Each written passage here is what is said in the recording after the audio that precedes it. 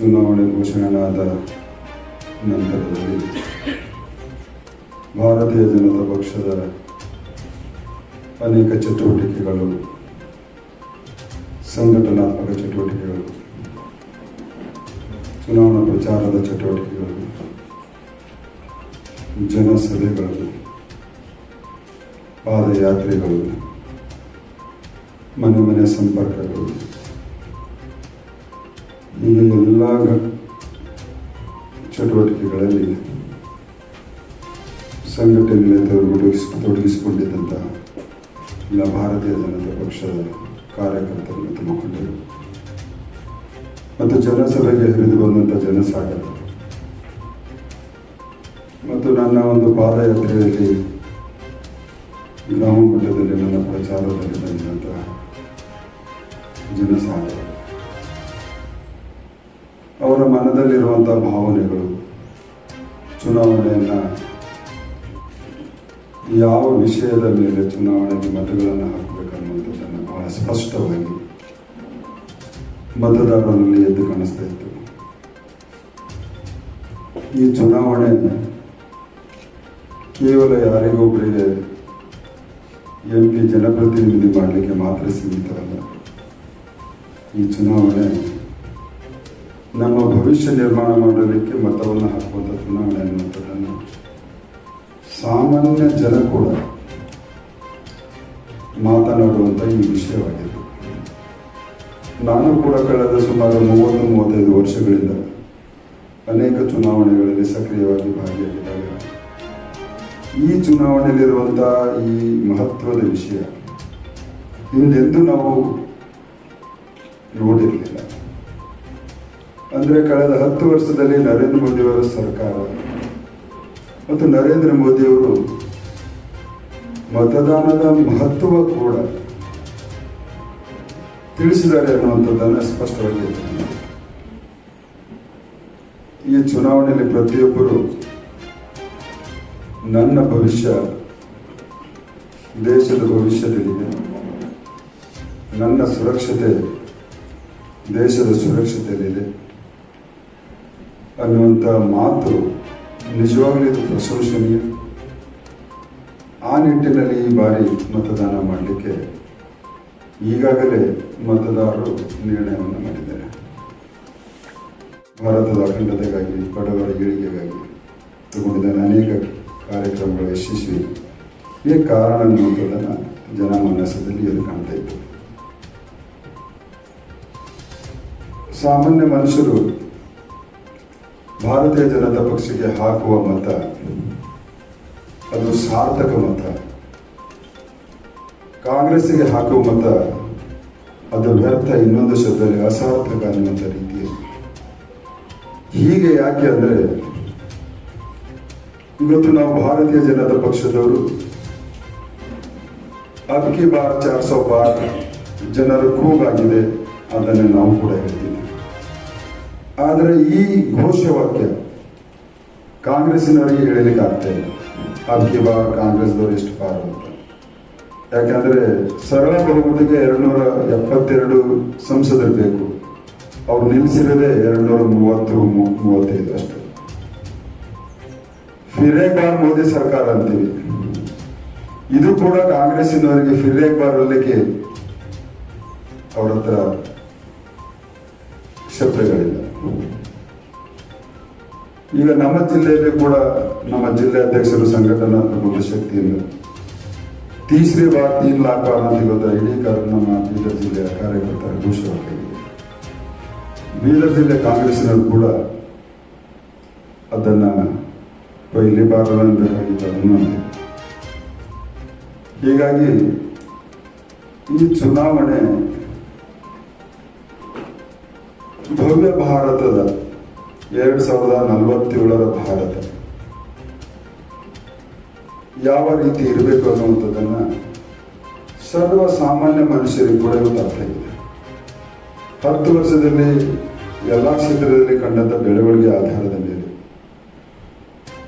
ಭಾರತ 2047 ವಿಶ್ವದಲ್ಲಿ ಶ್ರೀಮಂತ ರಾಷ್ಟ್ರವಾಗಬೇಕು, ವಿಶ್ವದಲ್ಲಿ ಮೂಲಭೂತ ಸೌಕರ್ಯಗಳಲ್ಲಿ ಅತಿ ಹೆಚ್ಚಿನ ಮೂಲಭೂತ ಸೌಕರ್ಯಗಳನ್ನು ಒಳಗೊಂಡಿರಬೇಕು. ವಿಶ್ವಗುರು ಆಗಬೇಕು ಮತ್ತು ಅನೇಕ ವೈಜ್ಞಾನಿಕ ಕ್ಷೇತ್ರಗಳಲ್ಲಿ, ಸೈಂಟಿಫಿಕ್ ಕ್ಷೇತ್ರಗಳಲ್ಲಿ ಮತ್ತು ಆತ್ಮನಿರ್ಭರ ಆಗಬೇಕು. ಎಲ್ಲಕ್ಕ ಮಹತ್ವದಂದ್ರೆ ಈಗಾಗಲೇ ಕೇವಲ 10 ವರ್ಷದಲ್ಲಿ ಅನೇಕ ಕ್ಷೇತ್ರಗಳಲ್ಲಿ ಆತ್ಮನಿರ್ಭರತೆ ಕಡೆ ನಾವು ಬಂದಿದ್ದೀವಿ. ಆತ್ಮನಿರ್ಭರತೆ 2047ರವರೆಗೆ ಎಲ್ಲ ಕ್ಷೇತ್ರದಲ್ಲಿ ಕಂಡಾಗ ಸಹಜವಾಗಿ ಭಾರತ ಶ್ರೀಮಂತ ರಾಷ್ಟ್ರ ಆಗುವುದಿಲ್ಲ, ಮಾತಿಲ್ಲ.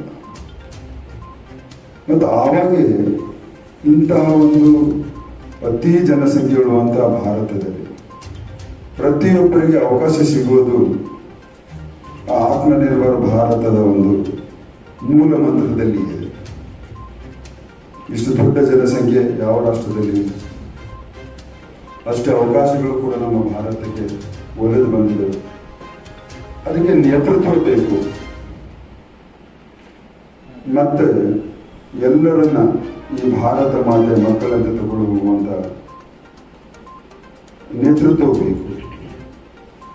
ಅದನ್ನು ಇವತ್ತು ಸಾಮಾನ್ಯ ಜನ ನೋಡ್ತಾ ಇರೋದು ಕೇವಲ ಏಕೈಕ ವ್ಯಕ್ತಿ, ಅದು ನರೇಂದ್ರ ಮೋದಿ. ಈ ವಿಶ್ವಾಸ ಬಹಳ ಅದ್ಭುತವಾಗಿದೆ. ಹೀಗಾಗಿ ಈ ಒಂದು ಚುನಾವಣೆಯಲ್ಲಿ ಭಾರತೀಯ ಜನತಾ ಪಕ್ಷ ಪ್ರಚಂಡ ಬಹುಮತದತ್ತ ಹೋಗ್ತಾ ಇದೆ ಅನ್ನುವಂಥದ್ದನ್ನ ಸಂತೋಷವಾಗಿದ್ದೀನಿ. ಅದೇ ರೀತಿ ನಾನು ಕೂಡ ಕಳೆದ 10 ವರ್ಷದಲ್ಲಿ 2014ಕ್ಕಿಂತ ಮುಂಚೆ ಜಿಲ್ಲೆಯಲ್ಲಿ ಏನೇನು ಕೊರತೆ ಇತ್ತು ಆ ಎಲ್ಲಾ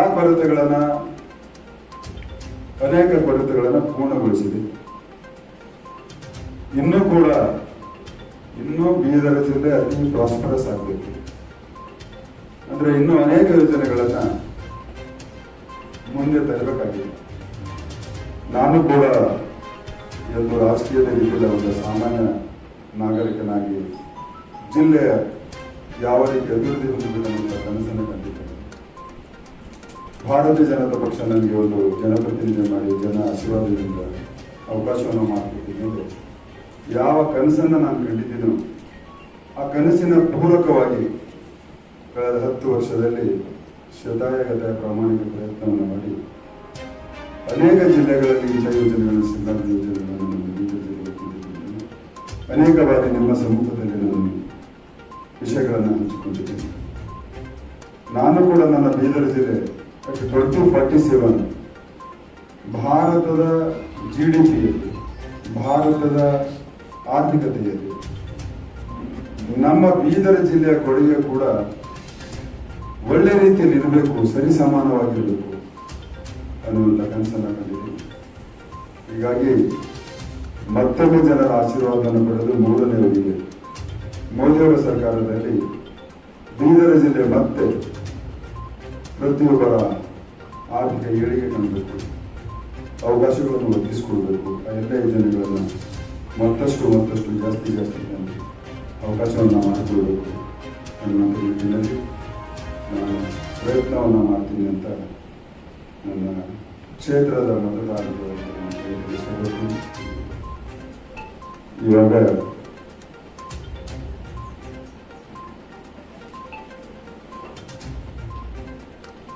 ಕಳೆದ 50 ದಿನಗಳಿಂದ ರಾಜಕೀಯ ವಿಚಾರ ಸಾಕಷ್ಟು ಆಗಿದೆ. ಅಂದರೆ 2 ದಿವಸ ಈಗ ನೆಮ್ಮದಿಯಿಂದ ಮತದಾರರಿಗೆ ಸ್ವಂತ ಯೋಚನೆ ಮಾಡಿ ಮತದಾನ ಮಾಡುವ ಕಾಲ ಇದೆ. ಹೀಗಾಗಿ ಇವತ್ತು ನಾನು ಯಾವುದೇ ಮತ್ತು ಕೆಸರು ಏರ್ಸಾಟ ಮಾಡುವಂಥ ಕೈಗೆ ಹಾಕಬಾರ್ದು ಅಂತ ನಾನು ನಿರ್ಣಯವನ್ನು ಮಾಡಿದ್ದೆ.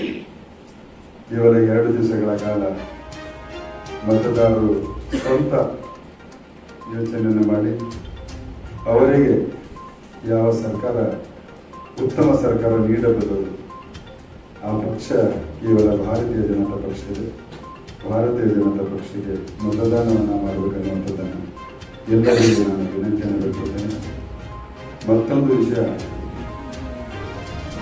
ಈಗಾಗಲೇ ಕಾಂಗ್ರೆಸ್ಸಿನವರು ಸೋಲೋ ರೀತಿಯಲ್ಲಿ ಹತಾಶೆಗೊಂಡು ಡಿಸಿಸಿ ಬ್ಯಾಂಕಿನ ಅಧಿಕಾರಿಗಳನ್ನ, ಡಿಕೆಪಿಎಸ್ಸಿನ ಅಧಿಕಾರಿಗಳನ್ನ ಅವರ ಮುಖಾಂತರ, ಕಾಲೇಜ್ ಸಿಬ್ಬಂದಿಗಳ ಮುಖಾಂತರ ಈಗಾಗಲೇ ಹಣ ಹಂಚುವುದನ್ನು ನಿಮ್ಮ ಗಮನಕ್ಕೂ ಕೂಡ ಬಂದಿದೆ. ಇಂತಹ ಒಂದು ನೀಚ ಕೃತಿಯಲ್ಲಿ ತೊಡಗಿರುವುದು ಕಾಂಗ್ರೆಸ್ಸಿಗೆ ಸ್ಪಷ್ಟವಾಗಿ ಭ್ರಷ್ಟಾಚಾರ ಇಲ್ಲಿ ಸಾಬೀತಾಗ್ತದೆ. ಚುನಾವಣೆಯಲ್ಲಿ ಹಣ ಹಂಚಬೇಕಾದ್ರೆ ಹಣದ ಮೂಲ ಯಾವುದು? ಭ್ರಷ್ಟಾಚಾರ. ಕಾಂಗ್ರೆಸ್ಸಿನವರು ಅವರ ಹತ್ರ ಯಾವ್ದು ಕಾರ್ಖಾನೆ ಇಲ್ಲ, ಏನ್ ಹೋಟೆಲ್ ಬಿಸ್ನೆಸ್ ಇಲ್ಲ,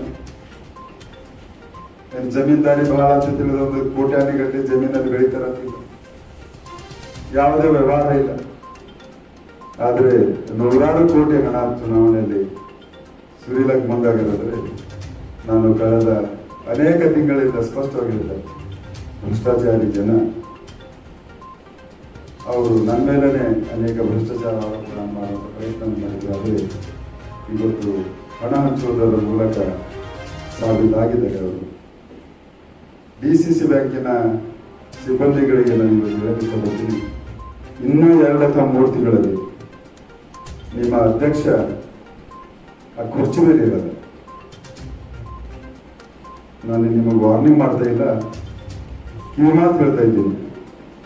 ಯಾರ್ಯಾರು ಚುನಾವಣೆಯಲ್ಲಿ ತೊಡಗಿಸ್ಕೊಂಡಿರ್ತೀರೋ ನಿಮ್ಮ ಮೇಲೆ ಕಾನೂನಿನ ಕ್ರಮ ಸಖತ್ತಾಗಿ ಆಗ್ತದೆ. ಅದು ಡಿಕೆಪಿಎಸ್ಸಿನ ಸೆಕ್ರೆಟರಿ ಆಗಿರ್ಬೋದು, ಡಿಸಿಸಿ ಬ್ಯಾಂಕಿನ ಅಧಿಕಾರಿಗಳಾಗಿರ್ಬೋದು, ಮತ್ತು ಅವರ ಕಾಲೇಜಿನ ಸಿಬ್ಬಂದಿಗಳಾಗಿರ್ಬೋದು. ಹೀಗಾಗಿ ಇವತ್ತು ಕಾಂಗ್ರೆಸ್ ಸಂಪೂರ್ಣವಾಗಿ ಸೋಲುವ ಭೀತಿಯಲ್ಲಿ ಎಲ್ಲವೂ ತನ್ನ ಆಟಗಳನ್ನು ಆಡ್ತದೆ. ಆದರೂ ಕೂಡ ಒಲವು ಭಾರತೀಯ ಜನತಾ ಪಕ್ಷದ ಕಡೆ ಅತಿ ಹೆಚ್ಚಿನ ಮತಗಳಿಂದ ಭಾರತೀಯ ಜನತಾ ಪಕ್ಷದ ಗೆಲ್ತಿದೆ ಅನ್ನುವಂಥದ್ದನ್ನು ಹೇಳಿ ನನ್ನ ಮಾತಿನ ವಿರಾಮ ಕೊಡ್ತೀನಿ. ಧನ್ಯವಾದಗಳು. 5 ವರ್ಷ ಅಲ್ಲಿಂದ ಇಲ್ಲಿವರೆಗೆ ಯಾವುದೇ ಗಣಿಗಾರಿಕೆ ನಡೆದಿಲ್ಲ, ಕ್ಲೋಸ್ ಇದೆ. ಮತ್ತೆ ನೀವು 1 ವರ್ಷ ಆಯ್ತು ಸರ್ಕಾರ ಬಂದು 5 ಕೋಟಿ ಕೊಡ್ಬೇಕಾಗಿದೆ ಅಂದ್ರೆ 2 ವರ್ಷ ಆಯ್ತು. 25 ತಿಂಗಳಲ್ಲಿ ತಾವು ಕಣ್ಣು ಮುಚ್ಕೊಂಡು ಕೂತಿದ್ರ? ತಮ್ಮ ಗಮನಕ್ಕೆ ಬರ್ಲಿಲ್ವಾ? ತಾವು ಅರಣ್ಯ ಖಾತೆ ಸಚಿವರಿದ್ರಿ. 54 ಲಕ್ಷ ಮಾಡಿದಿದೆ. ಅವ್ರು ಹೇಳಿದ್ದಾರೆ, ಅದು ನಿಮ್ಮ ಪ್ರೆಸ್ ಮೀಟ್ ಅಲ್ಲಿ ಹೇಳಿದ್ದಾರೆ 54 ಲಕ್ಷನೇ ಮೆನ್ಷನ್ ಮಾಡಿದ್ದಾರೆ ಅಂತ ಹೇಳಿ. 54 ಲಕ್ಷ ಮೆನ್ಷನ್ ಮಾಡಿದಿಲ್ಲ, 54 ಲಕ್ಷ ನೋಟಿಸ್ ಕೊಟ್ಟಿದ್ದಾರೆ ಅಂತ ಮಾಡಿದಿದೆ. ಅದನ್ನು ಕಾನೂನಾತ್ಮಕವಾಗಿ ನಾವು ಹೋರಾಟ ಮಾಡ್ತಾ ಇದ್ದೀವಿ. 54 ಲಕ್ಷ ಕೂಡ ಕಟ್ಟಬೇಕಂತ ಹೇಳಿಲ್ಲ. ಒಂದು ಇದ್ದಿದ್ದು ಕಡಿಮೆ ಇದೆ, ನೀವು ಹೆಚ್ಚಿಗೆ ತೋರಿಸಿದ್ರೆ ಅವಾಗಿಂದ ಕಾನೂನು ಹೋರಾಟ ನಡೀತಾ ಇದೆ. ಇದಕ್ಕೂ ಕೂಡ ಕಾನೂನಾತ್ಮಕ ಇದು ಮಾಡಿ ನಾವು ಅದಕ್ಕೆ ಕ್ಲಿಯರ್ ಮಾಡ್ತೀವಿ. ಇದು ಸುಳ್ಳು ಆರೋಪ ಇದೆ, ಅಧಿಕಾರದ ದುರುಪಯೋಗ ಇದೆ. ಅಧಿಕಾರಿಗಳಿಗೆ ಅಂಚಿಸಿ ಈ ತರ ನೋಟಿಸ್ ಕೊಡ್ರಿ ಅಂತ ಕಳಿಸಿದ್ದಾರೆ.